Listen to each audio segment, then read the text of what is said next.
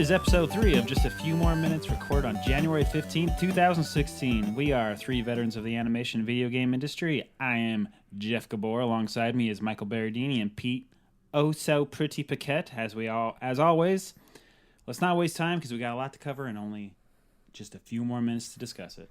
Whew, that was fast. Hello. Hello. How are we doing, gentlemen? Just peachy. Just fucking fine. How are you, Pete? Well, you guys are hammered. he is. No, yeah, I think Michael's feeling... He's starting to get warm, but I'm a couple glasses of wine in. Heavy pours tonight. I'm also just really hyper today. Yeah. Do you see the goddamn voice monitor? Try to get into the yellow fucking there, Michael. peeking. Oh, well, you peeked Sorry. there. So you guys aren't billionaires, I assume? No. No, but I do have an interesting story about the lottery that I did want to discuss. Oh, yeah, that Okay. sucks. Did you hear about this? Yeah. All right, so here's what happens. The few guys at work were heavily into the lottery, and they were buying a bunch of tickets, right? Okay. So I told them that I wasn't going to pay the idiot tax. I wasn't going to be involved in that. I'm not going to I'm not going to give any amount of money to them. Normally, I would say smart move. But I did tempt fate by saying, I will show you how much of an asshole you guys are. I will take the opportunity and write down what numbers I would play if I were to play. Oh, no. So I go down to Raymond Ross's notepad and I just spit out a series. Like, he tells me the first numbers are 1 through whatever, like 56 or something, or 59, right? I don't know. And then the Powerball is like smaller. It's like 1 through 59. Or 29, I mean. So I write down my series of numbers, leave them for the next day, come in, and everybody's all upset. I guess they actually did win like $100, Ray and that group of people or something. Good for them. Yeah, it is good. Yeah, I think they at least got their money back, or at least some of it. Mm-hmm. But I said, so what were my numbers? And Joanne's new shield looks across. He's like, actually, I think you got a couple from what I remember. I was like, oh, no shit. So he starts to read them off. I got every single number right except for one. Dude. I got the Powerball number and then 4 out of the 5 regular numbers. So that would be... Ray started to freak out thinking, like, holy crap, that's $1 million you lost. We found out it's only $50,000 if I would play that. That still kind of sucks. The best part... I'm sorry about that. No, it's not that bad. I mean, Graham was coming up to me, giving me hugs, and everybody was, feeling all bad for me. Listen, Jeff Gabor doesn't need any more fucking money. No, because the best part of the whole story is earlier that morning, I just took a new piece of page out of his notepad and wrote those new numbers. So this time, if he's listening to this is the first time he's finding out. It's all a fucking joke. If he would have just flipped the other page, I didn't write down... What? Yeah, so Michael's finding that out for the first time right now, too. That's funny. It's going all around the studio right now. It was like a wave through the department. Yeah, People were messaging me about it and stuff. Oh, man. That's the ultimate troll, dude. That's... You're a turd, man. When I did, I was like, there's no way he's going to fall for this. There's no way. And I had the director of Ice Age 5 asking me how depressed I was that I missed out. Like, wow, this is spreading like wildfire. This is awesome. And he's going to go in on Monday, or I guess Tuesday now, and he's going to flip over that piece of paper and realize just on the other side of the paper were my original numbers, and I didn't guess a single one right. Nothing. But I had to make sure those original numbers had at least one number wrong, because it would be too unbelievable to have it all. But yeah, exactly. Clever. That's right. Wow, dude. I'm feeling really good about that little prank there. That's some next level shit, man. That's pretty good. Oh, good stuff. You had me going. But you know what? Talking that? about Blue Sky, let's give it our animation tip of the week. Before you do that, okay, hold on. I just want to talk to you about your pro tip from last week. Oh, okay. I applied it to my own work. Was this the muting channels thing? Yes. Okay. Sorry. And it fucking is good. All right. I like it. See, we don't give away shitty tips here. Oh, hold on. I'm going to get one. All right. This week, we're going to talk about analyzing reference. I feel like this one's for you, Amid. Well, this is a pretty big subject, man. We're going to be talking about this for a while. I'm going to summarize it really quickly. I wrote it down, so I'm going to just burn through it. He wrote a lot. All right. Get ready, everyone. Sit back, relax, eat some fucking Pop-Tarts. I don't want to talk about getting a reference. This is assuming you already have good reference. So how do you break it down to its essential movements, and how do you especially analyze the subtle ones? What in your reference makes it feel the way it does? A great way, basically, with your reference to isolate the best stuff out of it is not by scrubbing your reference. I see a lot of animators actually like on YouTube, like scrubbing their animation or in QuickTime scrubbing. Like, oh, what does that feel like? What does it feel like? And they're going back and forth, and they're trying to get the feeling of it. That's not actually a really great way to see what's actually moving. What you need to do on your reference is actually put it in Premiere or some other software that you can set keys on your video, and then you can toggle between the two poses. So you find your storytelling poses within your reference, set keys, and then toggle between it. And these super complex moves that you think are like, wow, there's so much moving in the reference. When you just toggle between the two poses, you see how actually little is moving, and that you can isolate exactly why something feels the way it does. So that is my pro tip on analyzing reference, is to pick your storytelling poses and toggle between it, and then you can apply that and try to caricature it and push it in your own animation. But at least you have the understanding of why something feels the way it does. Yes. Now, when you're saying toggle between it, what do you mean exactly? Like stepping between the two poses. So it'd be like going from one key to another key in your animation. Okay. Now I see what you're saying. Yeah. So you don't have any of you don't have the full video in there. You just have your poses. Yeah. So you're like, all right, here's my storytelling. Like you say you did your first pose, and you're like, all right, now I need to get somewhere to over here. But it looks like a lot of shit is moving. The temptation by animators is to start like, all right, it's a little bit in the hips. So I'm going to move the hips. Now it's this spine. Now it's this spine. Now it's this spine mover. And now you've all of a sudden moved 4 different spine movers. And then, all right, it kind of feels like his clavicles are moving. All right, I'll just go ahead and move them up a little bit. Then his neck. And then you have 3 different neck joints. If you were to analyze the reference in a more isolated way, you would see it's just the pelvis is moving and the spine is actually really rigid. And that's why it feels the way it does. That way, you end up being a lot cleaner with your animation because you're moving less stuff, but you're still capturing exactly why something feels the way it does. Yeah, because if you overblock and then you go to spline, you always end up having to drop stuff, or you forget that you moved the hips by like 2 degrees anyway. So yeah, setting too many keys in your blocking, even though it'll feel right in blocking, is a disaster when you start to spline, and then you end up just trying to recreate your blocking while you're splining, and that's why I think a lot of animators complain about hating splining so much, because they spend so much of their time just trashing their blocking. So you just see, that's like the complete opposite of what I do with my reference. Is I'll just basically rotoscope the video that I chose, and then delete frames. So I'm basically getting taking double the amount of time. So that's a good hint. That's a good tip. It's all about workflow, bros. Whatever works. Whatever floats your boat and gets you to there is that phrase, ocean. Whatever works gets it there, but there are better ways. Well, sure. There's multiple ways, but there's better ways. And yeah, whatever's fastest too. And I'm saying my way's faster. Thusly.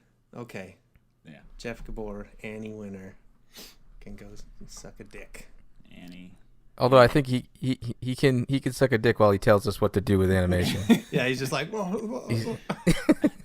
Well, there it is. This podcast is now a disaster. This is what the people want, you idiots. Nobody cares about video games. Oh boy. Well, JK, I do. Well, let's move on, actually, away from animation. Okay.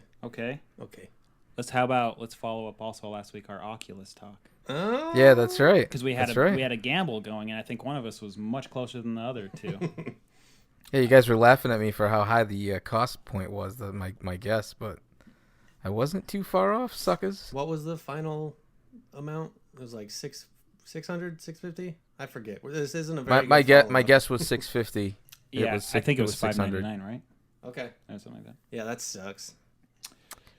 Yeah, it's way too expensive.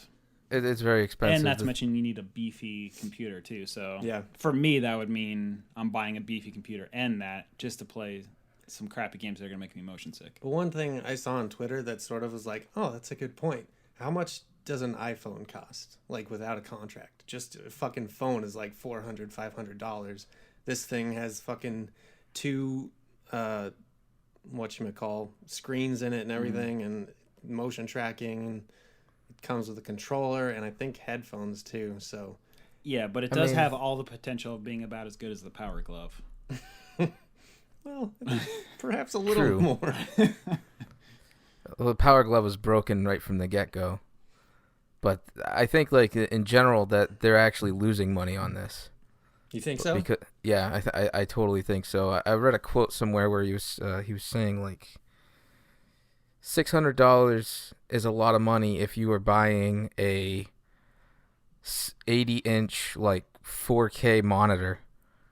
You know, he made, like, an analogy, basically, saying that the amount of tech that's put into this thing doesn't reflect the price whatsoever.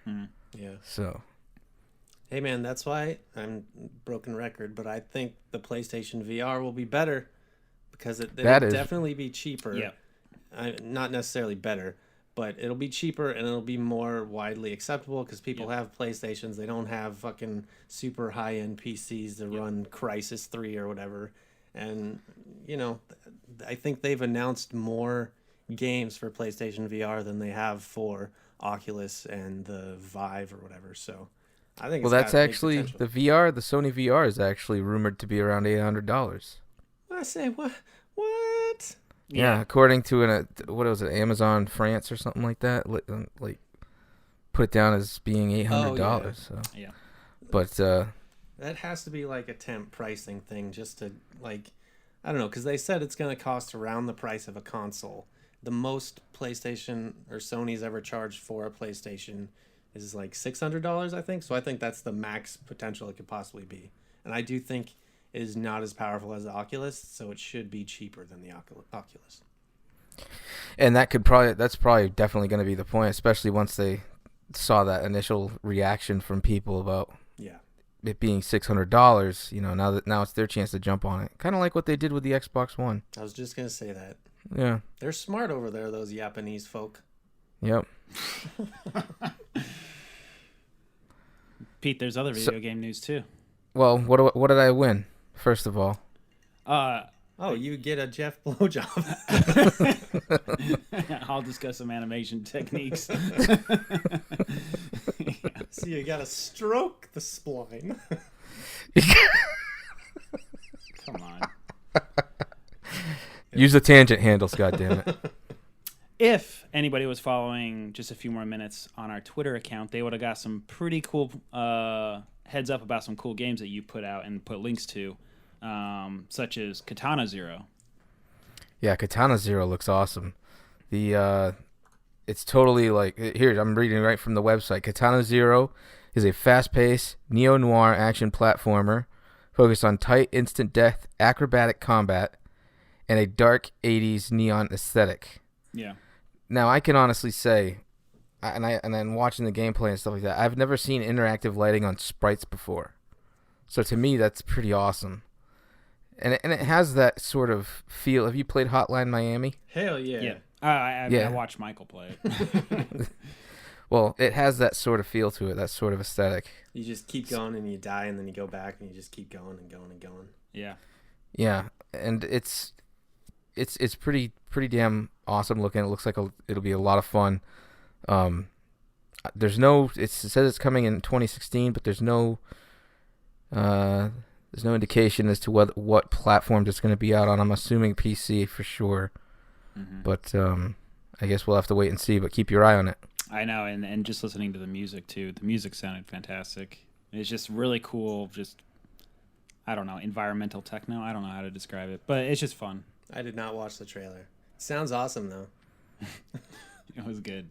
You didn't watch the trailer? He's trying to load it up right now. Yeah. Oh, let's see if we can get some of that on the mic. Some of that sweet tunage. I guarantee we'll get some of this.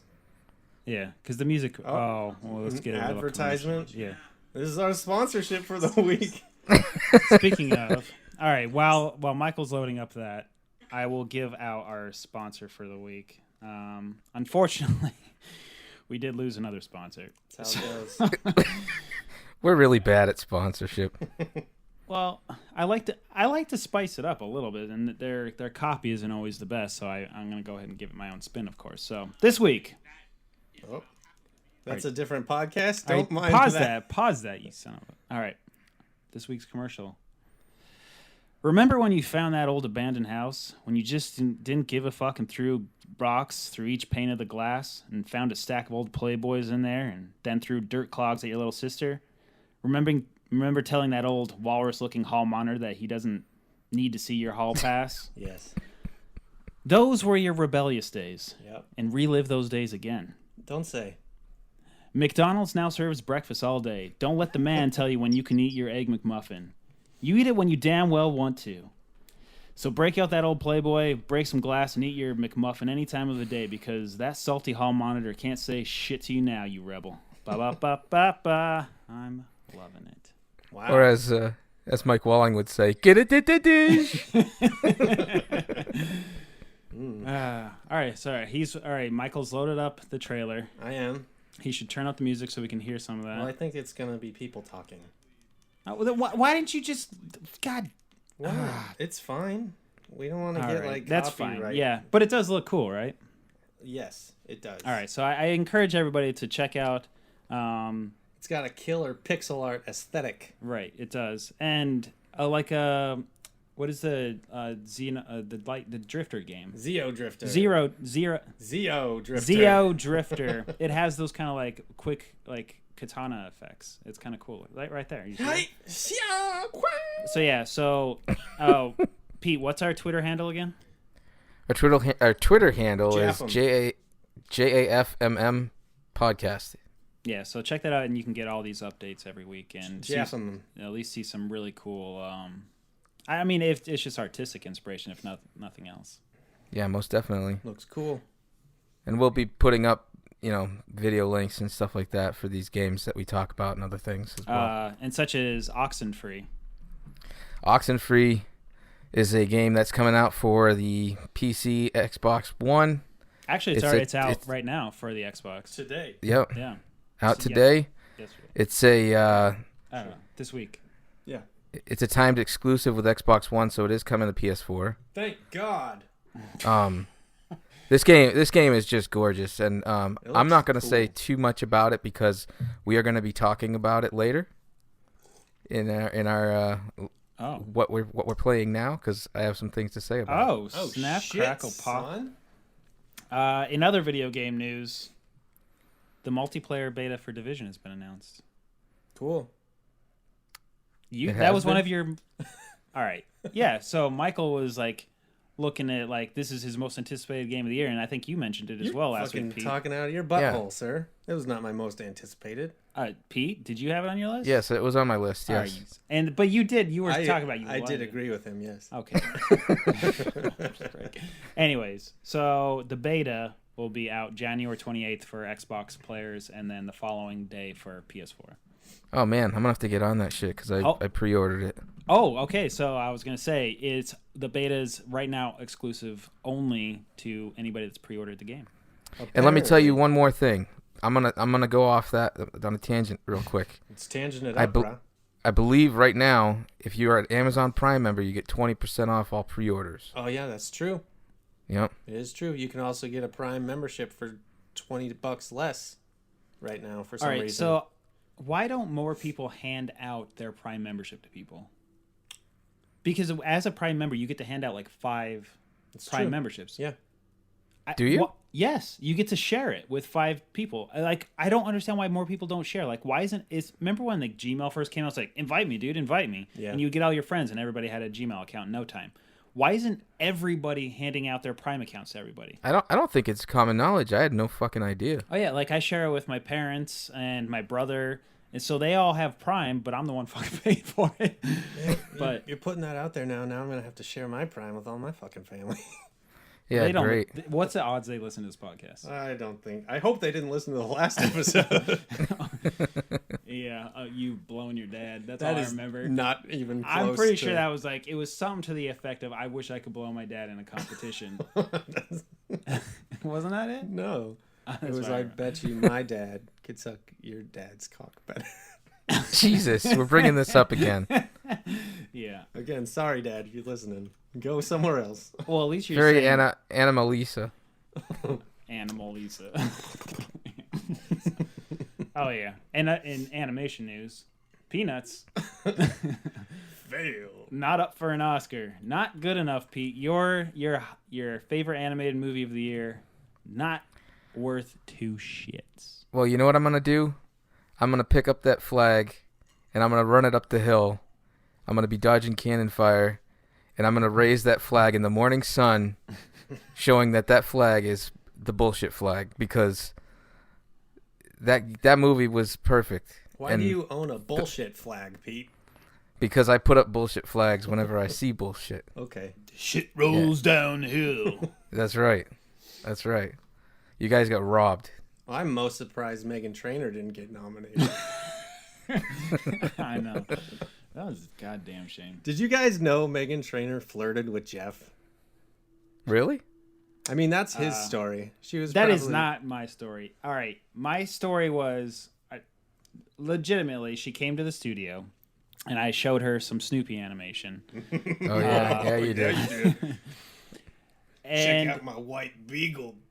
And I got the feeling that she was flirting with me. Like she was like touching my arm a bit, and she was complimenting my hair and whatnot. She was squeezing you a lot. And at the end, she said it was very nice to meet me. And she did one of those like linger things on your arm when she says it was nice to meet you. And I was like, man, I'm sure I'm reading this. It feels like she was flirting with me. Then the person that was walking her around the studio that day went and told my wife, Meghan Trainor was flirting with your fiance.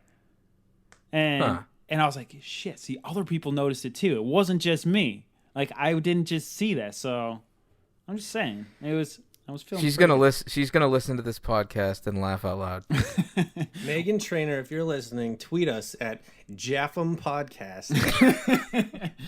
Well, I did send her a picture after that. Oh, of what? I drew Snoopy doing what? in like a fishing hat and some boots, holding up a large bass fish, and with the words saying, "I'm all about that bass," because bass is spelled the same way as bass. Yeah, I thought that was So you flirted back.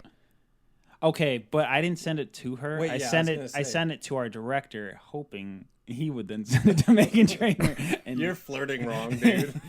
But it worked. She did get it. She did get it. And then she like called you up and was like, "What up, Jeffrey?" Yeah, no. And then we went to the premiere together. Oh, right. That's who that girl was. Yeah. She wasn't wearing makeup. She's like, "You got just a few more minutes?" That's all you need, motherfucker. See, like, the funny thing is I started this stupid podcast with the lottery story. So, like, now everybody's like, all right, this kid tells a lot of lies. That story is fucking true.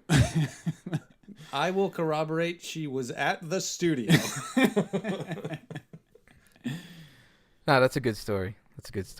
But yeah, sad news that you guys didn't get nominated. That's a fucking shame. But there's good news, too. We were nominated for 5 awards at the VES. Yeah, the Visual Effects Society, which is the premier, awards show for the visual effects community, awarded Peanuts with more nominations than any other animated feature film this year. And I will say I'm not afraid to say this. Like, the Visual Effects Society show is phenomenal. It is great. I really like the way the Visual Effects Society runs it. Unfortunately, I'm not a member, and most I think animation feature films don't include their employees as members, so we don't have a way to participate in any like actually voting or something. But it is I really do like the way they run it. With that said, Blue Sky's never won a VES award, but I feel good about being nominated. This year is the year, man. Also, Jeff was nominated with Joe Antonuccio, as well as Matt Doble and Charlie. I mean, Steve Van Seth for Charlie Brown. Yes, Matt Doble and Steve Van Seth. As well as I'm really excited, like our rigging partners, Ignacio Barrios and Sabina Heller for Snoopy. So the 4 of us were all nominated for Snoopy. So that's freaking awesome. It's a great honor. We're gonna have a hell of a party out there, win or lose. There's gonna be a lot of mayhem and drinks, and I hope we stay. There's rumors that we might actually stay on site at the Beverly Hilton in Beverly Hills, which is the place that Whitney Houston died, and I hope I get her room. You hope to get haunted by Whitney Houston. I want to take a selfie in the bubble bath in that room. I will never stop talking about being in that bathtub. We'll always fuck you. All right. Is that the right movie? Yeah, that's The it. Bodyguard? The Bodyguard. Yeah. The Cool. Bodyguard. So would you actually be pumped to take a bubble bath, or would you think that's sick? I'd be kind of mortified, to be honest with you. Like just in general, or in? No, like this is serious. You got Whitney Houston. Because I'm usually fucking juiced for a bubble bath. All right, just a shower. Like you're gonna take a shower and you find out this was the room. I mean, I'm pretty sure I've showered in a tub where someone's died already before, so it's cool. Wait, really? Yeah. No, I don't know. Okay. All right, I'm looking it up right now. I'm seeing if I can find the hotel room number. Hotel room number.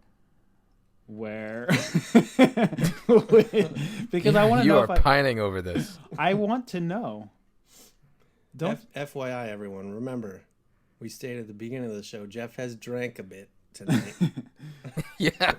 Room 434. 434.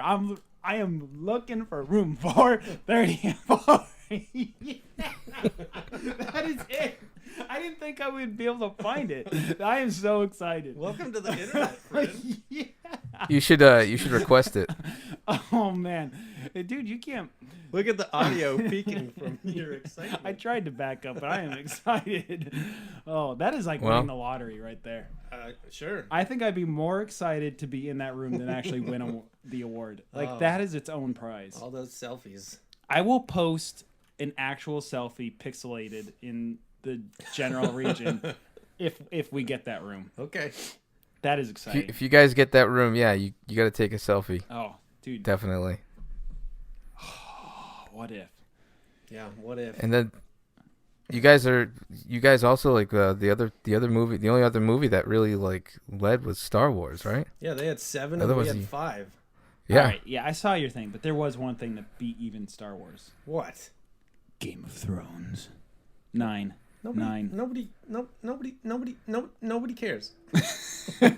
Yeah. Fuck Game of Thrones, man. Fucking hard. I'm done with that show. I've never even seen an episode. It was cool for a while. Actually, I hated it at first, and then I got into it, and then I was like, and then I'm like, boo, and then I'm gonna be like, all right, and then it's not gonna end, and I'm gonna be like, boo, and then fuck it. Well, see, I'm not big into the whole fantasy thing, so I don't. I'm right there with you. That's why I haven't watched a single episode. Man, neat. Yeah. Okay, all right.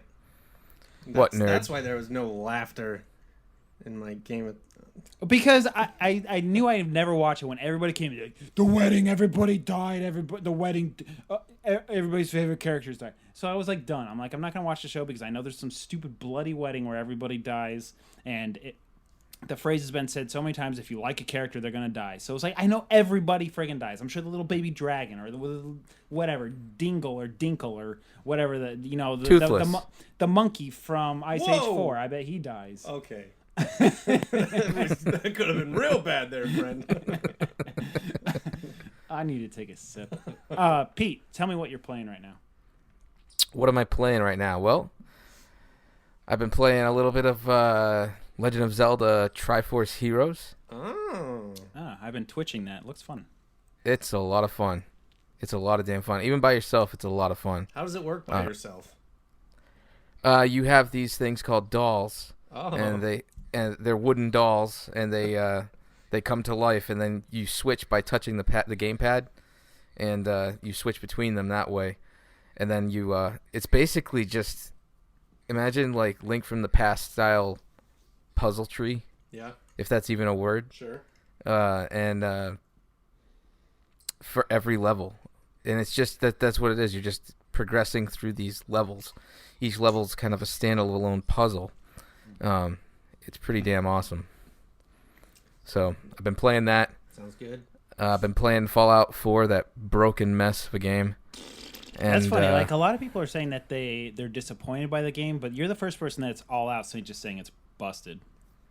Yeah, I've had nothing but problems with it, but we'll talk about that after, because that's a whole other topic. Oh. And then today I played Oxenfree in its entirety. Whoa, all the way through. How long did it take you? Probably about 6 hours. What's the price of that game? $20. Okay. I would say that like IG, or was it IGN or Polygon, gave it a 7 out of 10. I think that's a little harsh. The game reminds me a lot of. It has the gameplay of Sword and Sorcery. Oh, that's appealing. Like when you're talking about games, everybody seems to have an iPhone or a. Yeah, I mean, I guess you need an iPhone because they said they weren't going to port it over to Droid stuff. But you bought that game for me, and single-handedly, that is the best gift anybody's ever given me. Like that is a freaking. Don't bring up my wife's name. Whoops. Suck it, girl. But that is such a fantastic game. If anybody's just looking for a good time, everybody seems to have an iPhone, so just download Sword and Sorcery. That's great. So if it's anything like that, I am down for buying Oxenfree. Yeah, it is. First of all, it's gorgeous. The visuals is what it's just it's jaw dropping. When I loaded up the trailer, it really did remind me a lot of like a Goonies, like a playable Goonies movie. Well, that's what it is. I'd say the best thing I can describe it as is sort of your 80s horror flick meets Stand By Me. It basically, just to kind of give a little bit of a jumping off point. There's these kids that basically are seniors in high school, and they're spending the night on this deserted island, which is actually formerly a military complex. And you run into some trouble, obviously, and you have to try and find your way off the island. And I'm telling you, while there's some little annoyances, like, there's some control issues, some of the navigating can be a little bit tedious, but I'm telling you, the story is really nice. The dialogue of the characters is so well done. Yeah. Like whoever wrote it, I mean, even like the voice acting isn't that great, but whoever wrote the dialogue made it so you're not like sitting there trying to get through it. You're really interested and invested in these characters. Do you think this is a type of game you can play with, like your wife or a friend? If they're into sitting there helping you, well, honestly, it's more of a story. It's more of like an interactive story. Mm-hmm. I would say there's more gameplay in Sword and Sorcery than there is in this game. Here's my question about the story, I guess. Is it like one narrative, or is it branching narratives based on like your decisions or your dialogue choices and stuff? It's one narrative. Okay. But basically what happens is, depending upon what you do, you get different endings. Okay, that's cool. Sweet. Yeah. It looks really cool. And I think that's why they intentionally made it short, so you could go through it and really. That was a hell of a sound. I just hit the mic here. Oh, damn it! Talking with my hands. God damn it! I'm sorry. Not even drinking. All right. Well, I'm definitely gonna see if I can get that. I really want to play more games that I can play with my wife. And I have a great one for you. Yeah. What is it? It just came out on consoles. Gone Home. Actually, it might Gone be Home's really a good boring game for her, but it's like Gone Home's a good game. It's really good. You just imagine you're in the 80s and you're a girl that was studying abroad for college. You come home to your house. It's a first-person game, and no one's at the home. Sorry, I'm not even talking into the mic. And you can basically just explore the house and like figure out the story of this family and like what's happened to them and stuff. And it's not, well, I don't want to spoil anything, but it feels like it's going one direction and it completely turns and is a completely different game, and it's like fucking magical. So there you go. I'm down. Play it. I would like to, because I was gonna say, like I mentioned it briefly last week. I've been playing Ori and the Blind Forest, which is a Xbox exclusive. There, you can get it on the PC. running on Windows.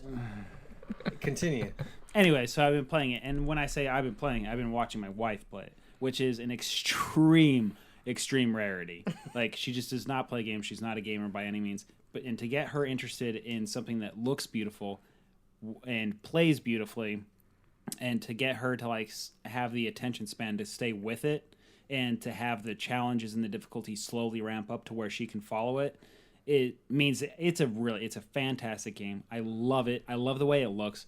The artistry is like, God damn, can we get some of those designers over where we work? Because I feel like they would fit right in, because it's just absolutely a gorgeous looking game, animated phenomenally.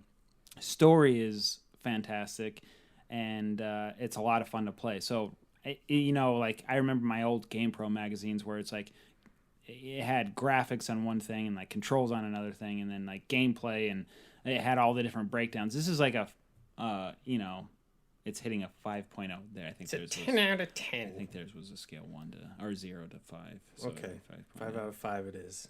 And then they had these cool drawings where it was like red with his hair all spiky, and I was like, there it is. That's how I'm gonna do my hair. I'm a 5.0. And that was in the 90s. Why do you laugh? Because it was in the 80s. It was 90s. I actually, good story. I didn't develop spiky hair until college. Until he finally had sex. And he's like, what do I do with all this liquid? It's so sticky. And he fucking something about married it. Man, I'm glad I have the explicit tag on the iTunes channel. Somebody was asking me, like, what the fuck is that E next to it? And I was like, I have no idea. Oh, it's explicit. I thought it was like the video game thing. It's everyone. I feel like they should fix that. Because E is for explicit. Because you can actually get in trouble if you're cursing and stuff on a podcast and you don't label it as explicit. Well, good call. Anyways, I had to talk about Ori. I am nervous about Ori and your wife playing it, because I hear it gets really, really difficult. All right, so now we are well over 65% in the game, and she is still playing it. Okay. Good job, Jeff's wife. Except for now we're at this weird part where literally the gravity is changing, and so sometimes you end up on the ceiling and you have to press left to go right, and her brain cannot do it. And it is cute / extremely frustrating to watch. What are you playing, Michael? Well, since we last talked, wait, hold on. Can you hear this? I gotta shave, man. It's really fucking bothering me. Seriously, if you rub your dick against the mic one more time. It's just so furry. Since we last... that was your dick? Yeah, that was my furry dick. My chewy, ookie wookie cookie ding-a-ling. Call back, motherfuckers. I've played 3 games since our last podcast, 2 of which I reached completion with. The first... Well, I'll start with the smaller game.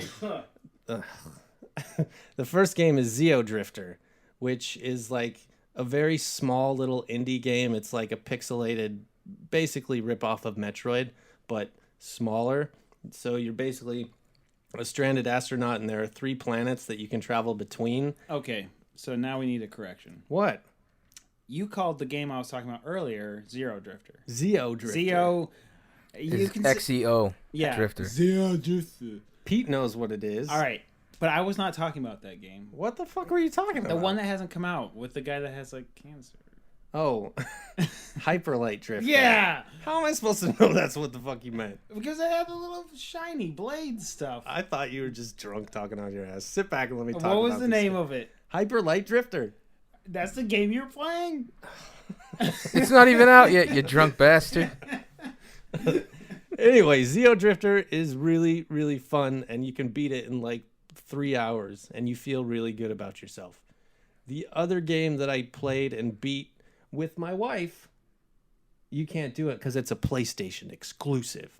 Until Dawn, which has Hayden Panettiere, the girl from Heroes who jumped off the bridge and broke her body and then came back to life. You remember that? But can you play Dead Rising? Probably. No. Who the F wants to play Dead Rising? Yeah. I don't know. But That's so like 7 years I ago, think dude. that's Xbox exclusive. Dead Rising 3. Boy, howdy, Xbox sure knows its audience. 12-year-old boys. Jiggly boobs. Well, we're gonna get into that. All right, Not the jiggly boobs, Go. So Until Dawn is basically like a super story-driven game. There's not a whole lot of gameplay to it, basically, but the conceit is it's essentially a ripoff of every like teen horror movie you've seen, where like there's the jock and the slutty girl, and they all get together at the cabin in the woods, basically, and there's a creature on the loose, and you basically go and control the different characters based on which level you're playing, and you essentially move the story forward by walking through, finding clues, or just moving straight ahead the whole time. And it's really not about gameplay. It's all about presentation. The graphics look really, really good. It's like a little bit Uncanny Valley-ish, but it's still really sexy looking. Like the eyes in particular, like if you ever just look at the eyes, I feel like they accomplished it. They made eyes actually look real. But then like the mouth animation is like, oh yeah, you fucked that one up. It's like blah blah blah blah blah blah blah blah. Yeah. But so that game is really cool, and it has like a twist, which is fine. You know, it's a pretty generic teen horror movie. Like if I saw it as a movie, I'd be like, yeah, whatever. But the cool thing is you can control basically who lives and who dies by your choices. And like at the beginning, I fucking despised all the characters because they're like maximum 120% of those archetype stereotypical characters. But then Yeah, where's the lonely nerd? You didn't get to play as him? no, there is a guy who is supposed to be the nerd, but he's like a super jockey nerd, and it's like I don't believe that you ever played a video game. But he's you can tell because I bet I they would've gave him related to him. glasses. You Oh, anyway, Jeff's just trying to derail everything now. So anyway, I wanted them all to die, and I was like actively trying to kill them at first because I really didn't like them. But then you go through and you're like, fuck, I made it this far without them dying. And then you want to try to keep them alive, and they become less annoying and more like real characters. And then by the end, when someone actually dies, you're like, fuck, what did I do wrong? And then I went online to try to find how to save them, but then I had to make a decision all the way at the beginning of the game. It's like, oh, I don't know if I'm going to replay it, but it was fun. So that's the other one that I played. well, good for you. Thank you. Oh, and there's another game, but I forgot. Oh, I'm playing Rise of the Tomb Raider, which is really, really fun. The new one? Yeah, the new one. The one that got cannibalized by Fallout 4 and is not making any money at all because they decided to go exclusive on Xbox. But it's really cool. I like the way it's set up because it's got like your story narrative like corridors essentially where you're basically stuck in a place and you move forward until the next cutscene happens. But then it opens up into like open world sections and there's all sorts of things that you can do. And then you can move forward to the story driven stuff. But then you can always jump back to any section of the game, including those story corridors, to like collect all the collectibles and stuff, which I'm a big fucking sucker for. So you're an achievement whore. No, I'm a trophy whore, sir. You're a trophy whore. Yeah. Jeff is the achievement whore. Yeah. I'm the achievement whore. In fact, I didn't get an achievement for it, but I feel accomplished today for the very first time. I beat all the Mega Man 1 enemies without using any weapons. That's not true. Say it again. Without using any special weapons. There it is. I used just the Mega Man's arm cannon. Pea shooter. Yeah, the pea shooter. That's pretty impressive. I've never even beat the game. That game is impossible. I beat my first Mega Man level over the weekend. You did. We were over at my place and Suck it, Cut Man. Yeah, that Cut Man. It only took Michael 45 minutes. That was it, huh? Yeah. Hey man, Hey, you're Mega Man better man 1, than I. Everyone says Mega Man 1's the hardest. You're touching my feetsies. I was giving you a little footsie handshake for Good the job. accomplishment. Yeah. Thanks. Oh. I think Mega Man 2's the hardest. No, you don't mean that. I do mean that because for the castle level. For anybody listening to this podcast, Pete's not a Mega Man aficionado. Because if he was, he would know Mega Man 2 is the easiest out of the entire series. You serious? It is absolutely hands down. I consider 3 the easiest. You is a kite. Mega Man 3 is so long and so tedious. It amps up the difficulty. Not only, look at that spike levels. Not only do you have to beat Mega Man 3's 8 bosses, you have to then go into Wily's castle and continue to beat enemies from Mega Man 2 as well. Okay, so riddle me this. I have never beat Mega Man 1. Yeah. I have never beat Mega Man 2. I have beat Mega Man 3. Because what does that tell you? Because you lack testicular fortitude. Boom! He said it. We were all thinking it. Suck it, Pete. If you were to sit down, I bet you could beat Mega Man 2 relatively easily within an hour. Within an hour. Yeah. Right now, at your skill level, not even like knowing what to do, I bet you could do it. It's really not that Mega Man 2 is the easiest one. Because Mega Man 1 was so hard that the difficulty had to be compensated, so they made Mega Man 2, and they overshot their wad. Like, my goodness, maybe that's not even, I don't even think you're supposed to use that phrase like that. Update, everyone. Uh-oh, boop, boop, boop, boop, boop. Meghan Trainor has been nominated for Best Song from a Film from the Guild of Music Supervisors. For Peanuts? No, the other movie she did. No, it was for Well, Peanuts. she's quoted saying, "This is for you, Jeff Gabor." This is true. Yeah. The Peanuts movie, her song. What was the song? Better When I'm Dancing. Better When I'm Dancing. That was good. I will actually say I like that in the movie. I'm not just saying. Man, okay. I feel like it brought it up to date for the kids today. Those youngsters, they like their tunes. Because I don't feel like the music... See, we're getting off topic. Why did you have to do that? We were talking about Mega Man 2. I was checking Facebook. He was riveted He by got the Mega Man bored, 2 so topic. we should probably get off the whole Mega Man thing. All right. That was your topic you were bringing up. You were talking about games that you were playing, and somehow we got into Mega Man 2. That is skillful on my part. Something. Right. So maybe we should switch topics to something a little bit more serious. Okay. Yeah? Movies! Yeah. No. Something that's rarely talked about, and I feel like students that are getting into this business, meaning animation and video games, I don't feel like they fully get the down low and the information of how unstable and how trying this business can be on people's patience. Job stability is a serious issue in this industry. And even within job stability, when you're looking at visual effects and animation and video games, job hopping and moving from state to state to state, or at least county to county to county, has become absolutely the norm. And how much that tries everybody's patience. And I know specifically, Pete, you can speak to that better than the two of us. Yeah, I just got laid off a couple days ago, and this is the third time in 5 years I've been laid off. I've been lucky enough to have the experience behind me from being at Blue Sky to where I was able to pick up work in the Boston area. But as time goes on, it's getting harder because studios have been closing, and people just don't want to invest money these days. And honestly, I don't know if I'll be able to stay in Boston. So let's see. I went through 38 studios closed. They shut their doors. Then I went to Irrational Games, and they kind of disbanded. Right, and Irrational Games, for people that don't know, they made the BioShock games. Like, they are not a podunk studio that people haven't heard of. They made, amongst the most popular games of the last decade. Yeah.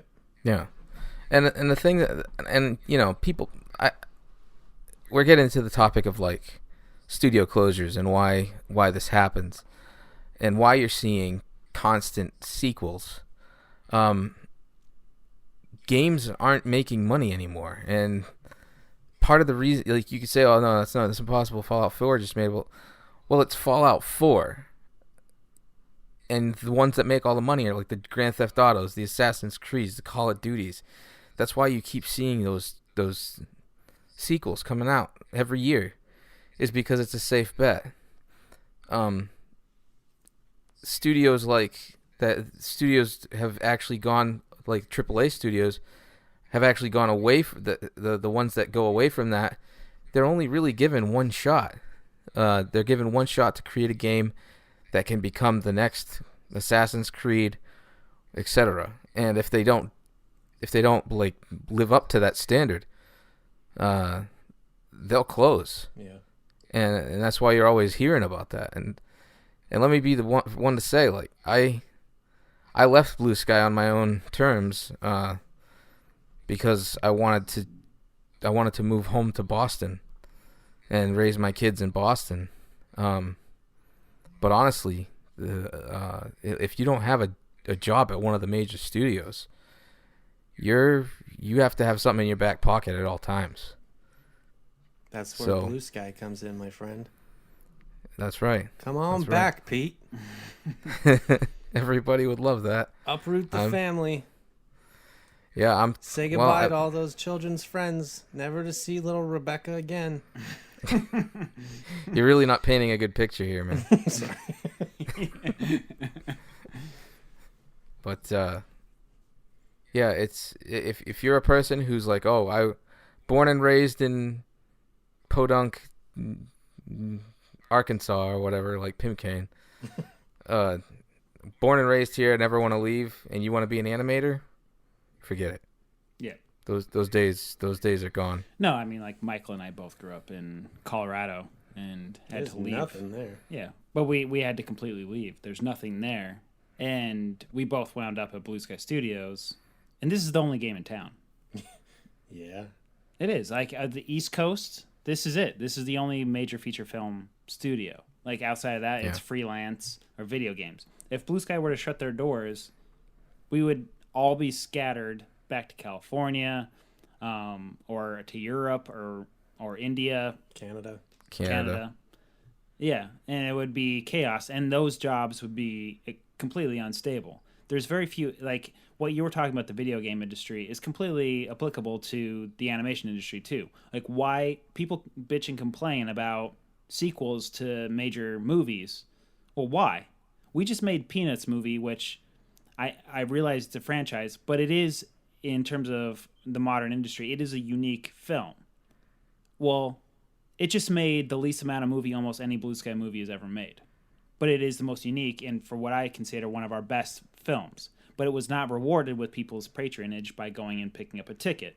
So what does that mean? Ice Age 5. Precisely.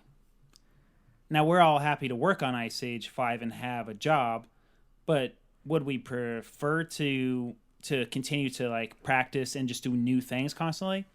That we'd be foolish not to agree with that statement. Yeah. So the bitching and complaining about sequels is only propagated because that's what people put their money in.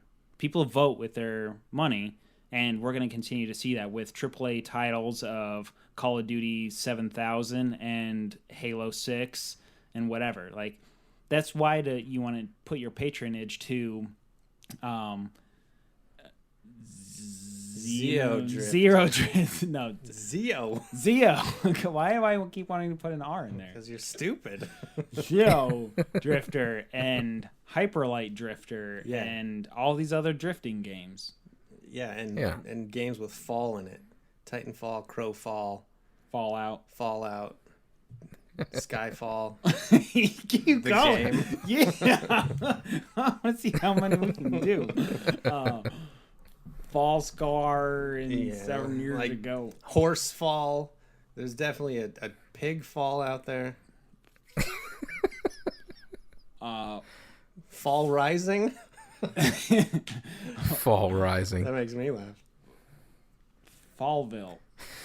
Oh, I kind of made a Farmville connection. I'll take this over here. So yeah, I feel like sequels, games and movies killing creativity a little bit inside. And they put a serious strain on, like, I mean, to talk about what we were bringing up, is just we all want to avoid the nomadic culture that's starting to become normal in the industry. And I just feel like it's something that I feel like it's important to talk about, whether it's this podcast, not that I expected to go too far, but at least give some outlets and continue the conversation with students to know what they're buying off on. And I don't want them to change their mind and change what their passion is, but it's definitely knowing what you're buying. Like, you're buying a horse that means a lot of serious. You're buying a carriage. Well, and and then you take that carriage to the different horses, and they pull it for a little bit, but then the horses die, and you have to go find different horses. Yeah. And then you get stuck in this terrible, terrible loop of trying to find horses, but the horse breeds are dying out. And then you're soon going to have to saddle up to a little pony that isn't ready to pull your carriage, and then you overfeed that pony, and it gets diarrhea. Wow. What an analogy. Dude, that is that was pretty amazing. That's why I stick with the big heifers. Because they can eat a lot. They can handle your carriage. Anyways, but it is something to talk about positively about where we work. Yeah, I mean, I don't want to say we're a family because I don't want to speak for everybody. But I do feel like it's the closest thing that we have to family, being away from our family. That's the interesting part about being in the animation industry. Almost everybody has uprooted themselves to be in this industry. Like, you just don't. Outside of Nick Bruno, who started Blue Sky living with his parents still, there's almost nobody else that like hasn't completely uplifted their entire structure of family and friends and given up it all just to say, I want to make some cartoons. To get your name in the credits at the end of a movie. Oh man, I worked on a fucking farting elephant. It's awesome. That's what we're giving up all our friends and family for. Super awesome. Yeah. And they're like, "Well, who did that? Pixar did that?" Yeah. You know, on our honeymoon, we went on this like scuba diving cruise thing, and these people, my friend had given me like his first cruise shirt from when he first got to Pixar, and that was like his wedding gift to me. And I was wearing it on that cruise, and they're like, "Oh, you work at Pixar?" And this was like before I even went to Animation Mentor, and I was like, "Fuck yeah, I work at Pixar. I'm fucking awesome, dude." I still do that. No, I don't. That's good. That is good. So, there you go. Hey, by the way, Nick Bruno, if you're listening this week, I'm really sorry about the ice. Clink. I went to shake my thing, but all the ice is melted now, but there you go. There was ice earlier on. Yeah, apologies. Yes. But yeah, sorry that you're looking for a job again, Pete. Like, you're definitely taking the brunt of what this industry has to offer lately.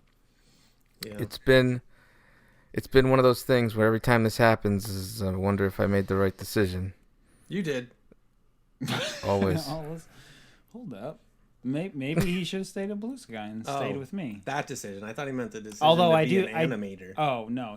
I think you're talking about leaving Blue Sky, right? Yeah. Yeah. Yeah. Oh, well then, yeah, sorry. It sounded like I was like, yeah, fuck you. Yeah. You're like, you made the right decision. Stay there. I will say, though, the best thing about you leaving was I've been sitting in your seat that you built, literally, the Treehouse Lost Boys cubicle. I've taken over it for the last 4 or 5 years. Well, I love that. Yeah. I love that you were able to do it. Yeah. I'm glad that you're the one. Hey, and now he's got his Nintendo games hanging up on his little shelf there. Oh, yeah. Yeah, that's pretty awesome. That was tweeted out this week. Yep, got the JAFMM podcast. JAFMM. JAFMM. JAFMM podcast, twitter.com. That's not how that works. All right, I don't know. How does it work? At JAFMM podcast. That's it? Just go on to Twitter. Twitter.com/JAFMM podcast. That's probably how it works. Is it? I think so. All if right. anyone's checking Twitter in a web browser. Can you believe this? We really only have just a few more minutes to talk. Episode 3. We're at the hour, huh? Wow. Holy smoking piddles. I do want to point out. Yeah. People were bitching at me that these are only an hour. And they're like, why is Jeff always making an issue? Like, we only got a few more minutes. Because that's the name of the podcast. Yes, but what's 70 minutes compared to 60 minutes? It's all the same. They're just minutes. Well, we could always expound a bit. We could, but We got nothing else today, but maybe in the future. Well, that's the thing. Usually, all right, let's peek behind the curtains. The veil of... Why does the show need to end so early? Because usually we record this on a Tuesday night. Tuesday nights are the agreed upon night where I get to play video games with my friends away from my wife. So the more we speak, the less I get to play with my friends. Really? That's what this is? So you don't want to hang out with your This is just friends your here. fucking foreplay? That's right. Get you warmed up for your goddamn Xbox Live Arcade bullshit? Fuck you and fuck Halo, man. All right, so we are on Battlefield still. Battlefront. Right. You don't even know what fucking game you're playing. Star Wars Battlefrontage filled. That's it. Speaking of Battlefront, Yeah. I think the VES snubbed them because that Battlefront is one of the most beautiful games I saw come out of last year. It is Good sexy point. looking, man. Yeah. Good point. I will say, like, I don't know how, I can't speak for the video game industry, but I would not be surprised if they just don't care about the Annies or the VES awards. Like, I know they're honored there, but I'm sure they care a lot more about the gaming conventions awards. What is it called? Well, there's like There was one just a month ago. Yeah, that's usually on like Spike TV or whatever. Yeah. But this year they just streamed it online.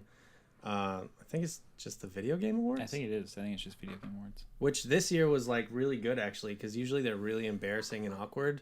But this one was like, it seemed legit, and they just streamed it online. So maybe we should do a little shout out to the most trending gamer of the year. Game Over Greggy. Well, Greg Miller. Greg Miller. Yeah, I don't know if you listen to him, Pete, but Greg Miller is. We'll just say if you like this podcast, You'll definitely like a better one that's a lot like this. yeah, you could just leave us and go and listen to Greg Miller. He's great. Kind of funny. Just go to kindoffunny.com. Yeah. I feel terrible. This is weird. No, it's not that bad. All right. I have a cross promotion too, fellas. Yeah, Oh, go sweet. go for it. So if you guys are into this sort of podcast, look for more at what's called Remember the Loot. A couple guys named Resident Daryl and Frosty at provengamer.com. And they're going to they're actually a lot of fun to listen to. They talk about games a lot. I talked to them about doing a cross promotion. They were totally cool with it. Really good Sweet. guys. I like the sound of Frosty. Right. Yeah, no, that's cool. All right, so I'm going to give a shout out to one then. I don't know this guy whatsoever. I don't know anything about this person, but I just came across it yesterday, and I really started watching his channel. I hope he keeps going with it, but it's the Video Game Archaeologist. Do you know this guy, Pete? No. I think it's like VGATV.com or something like that. I'm sure if you just put in VGA TV or something like that through Google, you'd find it. But this guy's got a YouTube channel where he's systematically, alphabetically going through each Atari 2600 game and documenting it, what it is, its rarity, and his website also hosts all the manuals and art of the game as well. And he just kind of breaks it down and lets you know what the game was. So informative and so cool, and very, very professionally done, like graphics and some slick stuff as well. Like it's not thrilling. some guy in his basement or his side bedroom, so to speak. Just so everyone knows, I'm looking at Bed's spare bed, and it's looking enticing. Did you want to stay over tonight, Michael? I mean, if we share. I could give you an animation tip. Yeah. I got one more shout out. Do it, Pete, because we still have one more topic to cover. All right. We do? My buddy Bill Gardner started a game company called Deep End Games. He's making a game called Perception. Ooh, I saw this game.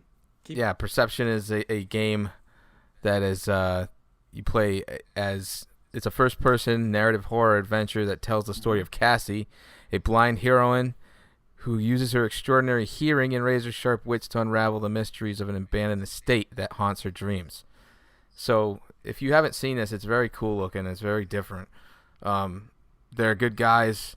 Worked on BioShock Infinite, BioShock, Dead Space. That's what the team worked on collectively.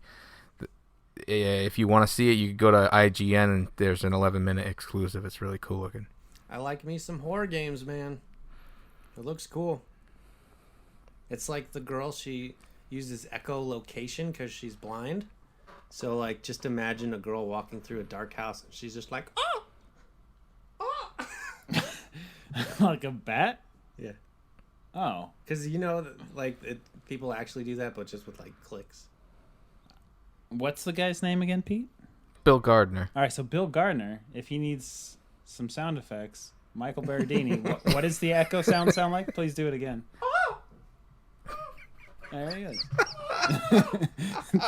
Michael Berardini is available at JAFMM podcast /Twitter-handle.com. Yeah. That's where But you can find me. in all seriousness, though, what we never talked about was our own personal Twitter accounts. What is yours, Mike? It's at Mujaba, which is spelled MUHJUHBUH. Because my initials are MJB, and my stepmom calls me Mujaba. Oh. And my Twitter handle is facebook.com/Jeff Gabor. I don't have a Twitter account. Maybe you should get one. Jeff doesn't have a Twitter. I genuinely don't know how it works. I'll sign you up and get you Annie Winner, Jeff Gabor. Any winner, Jeff Gabor. Mine's at Pete Paquette, spelled Paquette. My last name. It's good. You got your actual name. All right, before the show ends, we need to do one last thing as a service. Now, hopefully people have made it this long because this is an important topic that maybe we'll reiterate again. But a lot of people got video game systems probably for Christmas, right? Right. What are those must-have games for these consoles? So, maybe, Michael, you would want to quickly chime in off the top of your head since you didn't listen or prepare for this. I did prepare. Oh, you did? Okay, he did. All right. I have, For the PS4, what are the things you absolutely need for a PS4? I have 16 games on the list. All right. I'll just rattle them off. No, yeah. If there's something you want to stop upon, go ahead. So the first two were technically PS3 games, but re-released on PS4. Uncharted Nathan Drake Collection. Prepare yourself for Uncharted 4 in March. I think it got delayed. The Last of Us Remastered. Best PS3 game ever. These are clearly not in any particular order, right? Because Correct. Uncharted would have to be number one. Yeah. I mean, these are I'm just going to go through exclusives right now. Okay? So you got Uncharted, Last of Us, Bloodborne. I haven't played it, but it looks fucking amazing, and everyone says it's great. Until Dawn, like I mentioned earlier. Journey, also a PS3 game, but played on PS4. Resogun.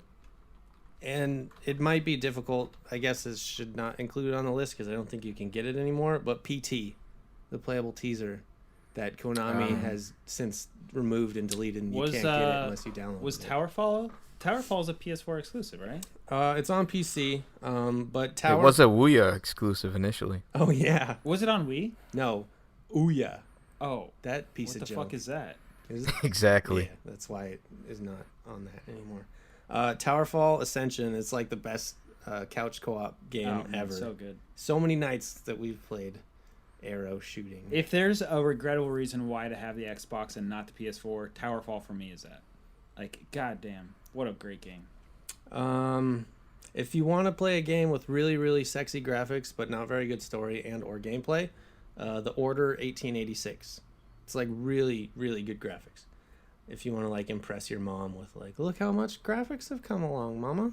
She's like, I don't fucking care. I never cared. And then, Pull up your pants. they're just graphics. Stop jerking off. Do you know what your dad can do?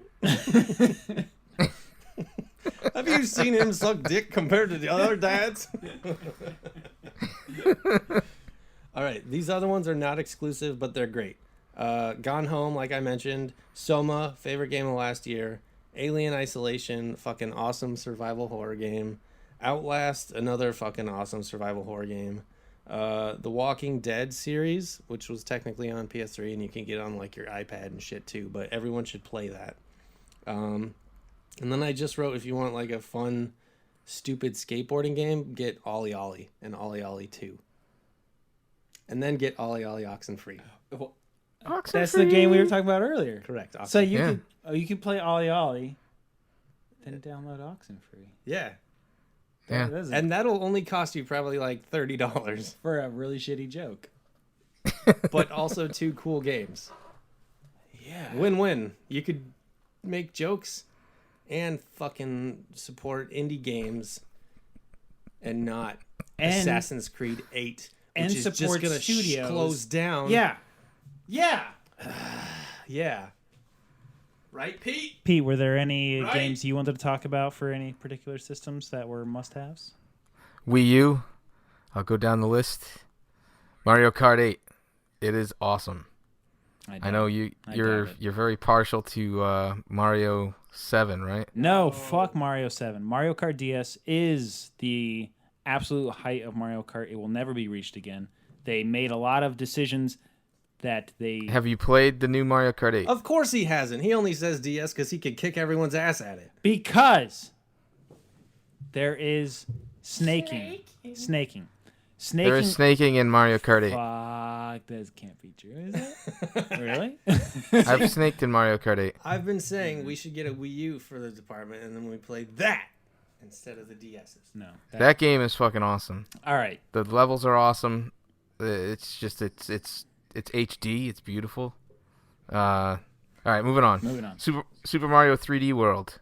Mm-hmm. Super Mario Maker.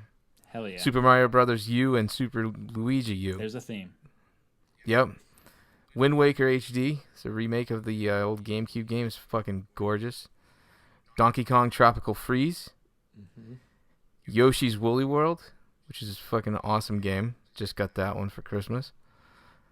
Captain Toad's Treasure Tracker. I fucking love this game. I've heard a lot of good things about that game. Yeah, it is so much fun. It's just like each level is a puzzle, and you have to, and it's like it takes place on a 3D cube, and you have to like navigate this little mouse, the little Captain Toad, on a throughout that cube and rotate it around. It's just great. I like puzzles. Pikmin 3, Splatoon, Super Smash Brothers. The next 3 are questionable to taste. I'd say Wonderful 101. It's actually a unique sort of superhero game. Nintendo Land is a great game if you have a party going on and you want to just play games. Like a kid-friendly party or like a dirty orgy? Well, I'm pretty sure you wouldn't be playing video games if you're having a dirty orgy. You don't know, man. You have never been to a dirty orgy. I assume you have, it sounds like. And there's PS4s everywhere. Yeah, man. They get so hot. And then the last one, which is in my queue, I haven't played it yet, but I do own it, and I can't wait to get away from Fallout to play it. Xenoblade Chronicles X. Yep. Those are the must-haves for the Wii U. I was going to make a list for the 3DS, but I ran out of time. Wouldn't it be cool if there was actually a Zelda on that fucking list? There should be soon. Oh, I guess there was Wind Waker. Yeah, there is Wind Waker. I mean, a new Zelda. We'll see. Yeah. E3. Well, how come the Zelda game you talked about earlier in the podcast didn't make that list? That's not on the Wii U. That's on the 3DS. Oh, okay. But that game would be on my list. Okay. That Zelda game and then the Link Between Worlds would be another one for me. Since we're talking about handhelds really fast. Okay. If some poor fucker got a Vita for Christmas, a lot of the games I mentioned are cross-buy, so if you buy them on PS4, they'll just download straight to your Vita, and then you can take them on the go. I love the Vita for that. And you can... That is pretty damn cool. You can play PS4 games on your Vita if you're on the same Wi-Fi network. So you can give your honey the TV so she can watch Rain while you go to a podcast, and then you can Vita it up. What's exclusive on the Xbox, idiot? The Xbox. Again, this is coming from a perspective like we probably should get a representative to talk about Xbox when we're doing an Xbox thing. But I will do my utmost. I did look over I did some research and tried to find games I thought were worthy of this list. Mm-hmm. And honestly, this is the reason why I think the Xbox isn't selling as well. Their exclusives just are not as good, in my opinion. They don't drive the traffic. But if you were to have an Xbox, there's some good games that you need to play. The list just isn't as long. I actually really have enjoyed playing Forza Motorsport. It's a beautiful looking game. It's realistic racing. It is actually legitimately fun. You want to you want to play with your Ferraris and your Lamborghinis and actually make it feel like you're driving, this is about as close as you're gonna get, like especially for $60 or whatever. Question: Yeah. Does it have Connect hand gesture control? If it does, I've never fucking used it. Can you imagine just driving? You're like, woo! I'm waving my arms if you can't see. Let's just forget that Kinect ever existed. I like We'll it. just put. I will say that. Oh, God. Because I like talking to my Xbox. I actually do find that. I like saying the whole Xbox on, Xbox, snap that, Xbox, record. Slap that ass, Xbox. The only Xbox, big booty bitches. Bing. and it works like a charm. Every I time. do actually like it. I'm speaking from the motion control standpoint. The motion control, yeah, just forget it. But I like the talking stuff. Other games that I feel like are important: Halo 5, Halo Master Chief Collection. Even though it was absolute untarnished, worst game I've ever bought when it first came out because it was utterly broken. Not like slightly broken, unplayable. But since the upgrades or updates, it works. Gears of War. There's a new Gears of War coming, but in the meantime, you can play Gears of War Ultimate Edition. I could say Dead Rising 3. I've never played it, but it is certainly high on people's lists. And then for me, just because I talked about earlier, Ori and the Blind Forest doesn't seem to make people's lists, but the fact that it is an Xbox exclusive... Well, I think it does make a lot of people's lists. Really? It is... God damn, man. It is so good. Yeah, and you have Cuphead to look forward to. Yeah. I would say everybody should absolutely play Tomb Raider. Give them money, because it's like a fucking amazing AAA game that is not selling well at all. And then I haven't played it, but I've only heard good things. Sunset Overdrive by Insomniac. Man, I took that game off because that's just a personal opinion. I should put it on there to say that is a game that's always on the list of must-buys. I just think it's a stupid concept, and I just don't want to give it a shot. All right. Skateboarding, fighting bullshit, like, what the fuck? You don't like third-person games in general. Okay, yeah, that's something to put in your... Put in my... What we should put it in it? My tote bag and carry it around. Put it in your tote bag. I'm going to use that phrase from now on. Okay. So you can put that in your tote bag. Carry Jeff, it off to the bus stop. You know what? Do you think people listening because I feel like you and I kind of sound alike. I don't think so. No? Our three voices are distinct enough that people know Look, this who I is am. me being Jeff. I'm really nasally now. I'm Jeff Gabor. Don't fucking laugh at that. Zing-a-ding, motherfucker. And here's my Pete. Hey, guys, this is fucking Wii U's pretty good, huh? Bastard. That's about as close as I can get to Pete. This is pretty bad. Anyway. That's okay. The fucking Wii. Yeah. Red Sox. They's good over there. We're way off topic. Hey, Ori in the Blind Forest. We should end this shit. Right? No. Okay. Well, where are we? What topics we have left? That was it, man. We are so That was it? spent. We're not spent. Because it's going to be a week and a half before we're back again, so we had to fill it up. We will be back to our normal schedule of a Wednesday morning release. Yeah. That's funny to me. Hey, wait, I have something I want to talk about. Oh, no! Should I save it? It's pretty applicable because it came out today. Okay. Did you guys watch the 10 Cloverfield Lane trailer? Damn it. Yes, Oh, I wanted yeah. to talk about that. It's so fucking cool. Can we cut and paste this to the beginning of the episode when people are still listening? No, they're still Nah. here.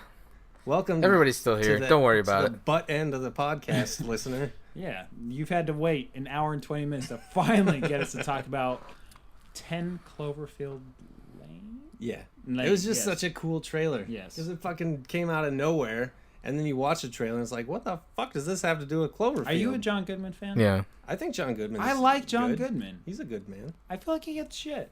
Does he? Yeah. In what fashion? He's like, boy, that proven actor is not very good. You're out of your element, Donnie. That's what people say about him. Huh. Anyway, I thought it was really cool. You have any theories on how it actually connects to Cloverfield? I don't think it does. What? Of course it does. Okay, it does.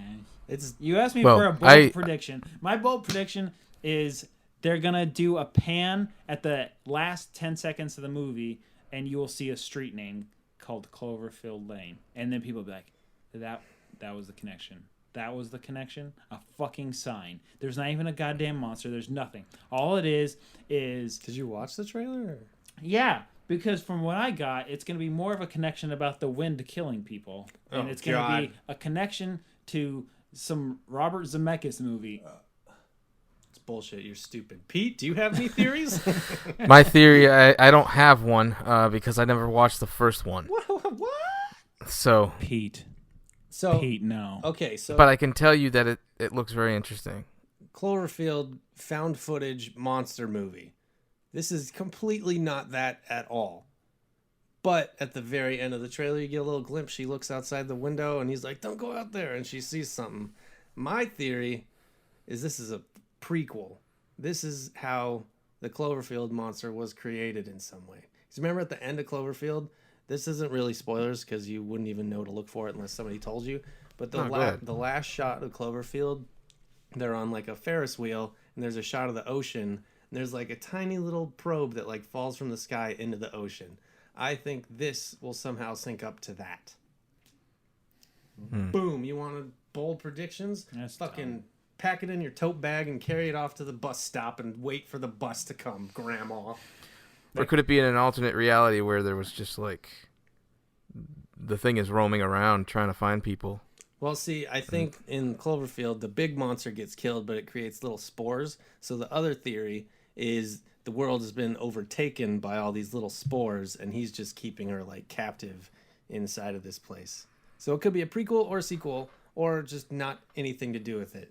It's just like there are monsters. I don't know. We'll see. Either way, cool. I'm looking forward to it. I like those high tension, like close quarters, limited environment movies like that. I'm really looking forward to it. And I did really like Cloverfield, other than the fact that I spent half the movie looking at the floor of the theater because I was starting to get very sick. You and that motion sickness. It's a serious problem for me. Like I'm not joking. I saw that movie, spent half the time looking down at my shoes, and then went home and had to lay down for about 3 hours because it killed me. Well, this one doesn't have shaky cam. No, it looks great. Yeah, so that's cool. And there you go. So, I mean, I could talk about Fallout. Or we could end this thing. You know what? People should do whatever the fuck they want and go get their egg McMuffin because they're the real rebels now. Put that in your tote bag.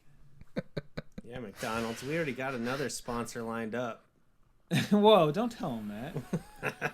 I mean, yeah, but they should know. We got emails out the McDonald's. fucking wazoo. You give us our goddamn...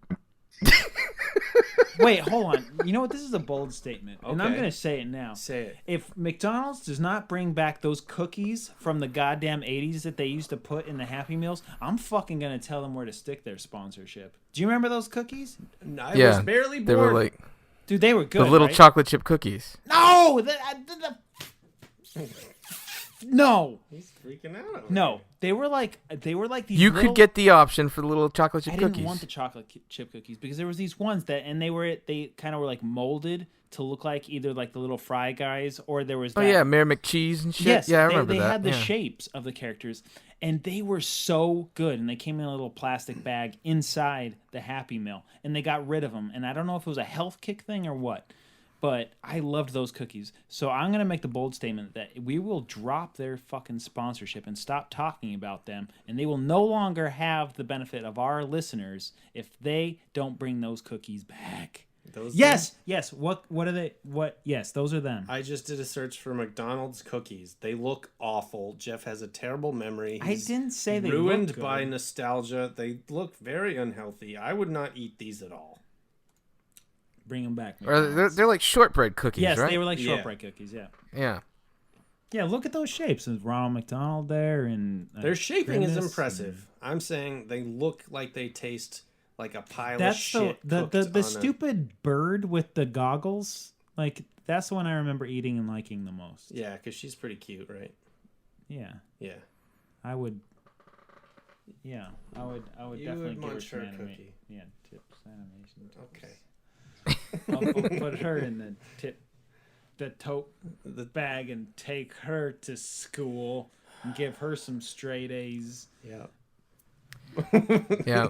Okay. So This has been Just a Few More Minutes podcast, where veterans of the animation and video game industry dish about your favorite topics, and then you're going to tell your friends and follow us on Twitter. And then, wait, what's that sound? That is the glorious music of who, Pete Paquette? Jordan Pearson. Jordan Pearson, thank you for our amazing music. And keep on toting your bags. Yeah, let me get his email address real quick for you guys in case anybody wants some music done, because he does it to order. If you want to find him, it's JWP08 or JWP08 at hampshire.edu. And Hampshire is spelled HAMPSHIRE. Good stuff. Very good emails. Hey, you know how you guys got all these shout outs for people? Yeah. I want to have a shout out too. Okay, go ahead. Brent. Okay. Shout out to my mom. Love you. Her Twitter Hey, you handle guys are hammered. is dickgoggler6969, twitter.com/horrormommies. I'm sorry, Mom. We're never doing this on a Friday night again. All right, JAFMM, Twitter, blah, blah, blah, blah, blah, blah. Listen to that music. See you next week. Like, subscribe, share. Like, subscribe, share. Like, subscribe, share JAFMM podcast on Twitter. Pete, we love you. Take it easy, guys.